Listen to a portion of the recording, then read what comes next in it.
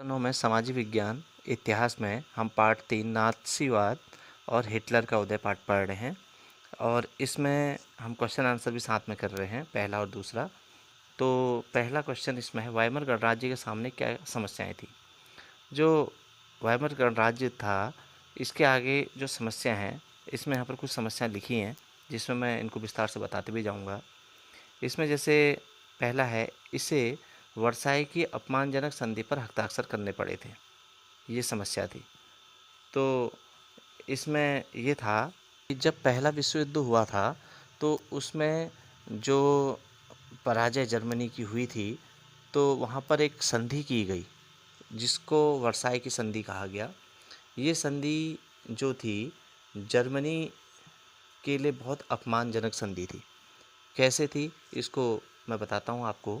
इसको देखिए, जो वर्साई की संधि हुई थी उसमें जर्मनी की जनता के लिए बहुत कठोर और अपमानजनक संधि होने थी। इस संधि की वजह से जर्मनी को अपने सारे उपनिवेश, तकरीबन 10% आबादी, 13% भूभाग और 75% लौह भंडार और 26% कोयला भंडार, ये इनको जो है, जो विजयी राष्ट्र थे उनको सौंपना पड़ा, जैसे फ्रांस, पोलैंड, डेनमार्क, लिथुआनिया के हवाले करने पड़े। जर्मनी का जो रही सही ताकत थी वो ख़त्म करने के लिए मित्र राष्ट्रों ने फिर क्या किया, उन्होंने जो जर्मनी की सेना थी उसको भंग करवाया, सेना को भंग कराया। यानी अब सेना ही नहीं बची तो आगे से जर्मनी आगे नहीं बढ़ पाएगा एकदम। तो ये चीज़ थी ऐसी। इसके एवज में उन्होंने 6 अरब पाउंड का जुर्माना भी लगा दिया जर्मनी पर। तो जर्मनी इससे पूरा खाली हो चुका था। तो ये जो अपमानजनक संधि थी, इस पर जर्मनी को मजबूरी में साइन करने पड़े थे।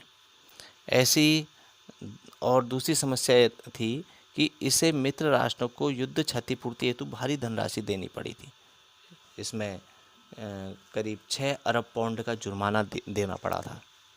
तीसरे में देखिए, देश उद्योग व्यापार जैसी आर्थिक क्षेत्र में पिछड़ गया। इसमें व्यापार उद्योग ही नहीं, हर तरह से देश पिछड़ गए थे।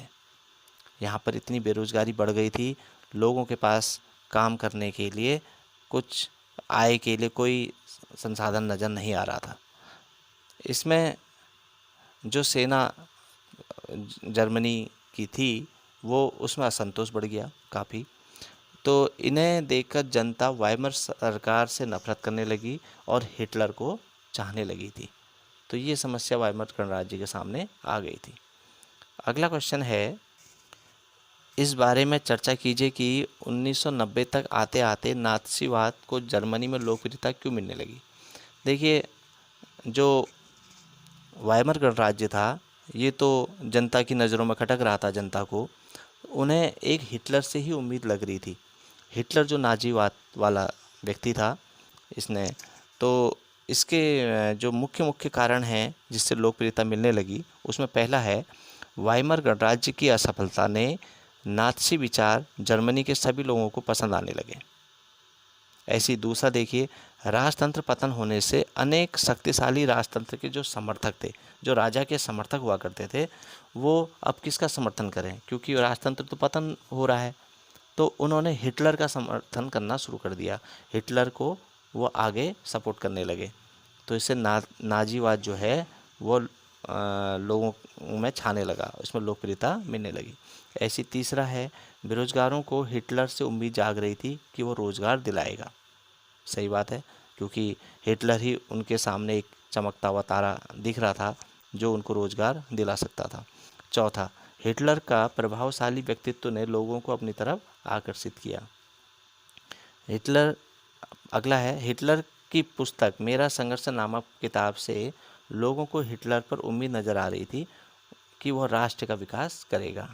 तो ये मुख्य बिंदु हैं, और भी कई बिंदु हैं, ये मेन मुख्य बिंदु हैं, इनको याद कीजिए। आज इसमें इतना ही, धन्यवाद।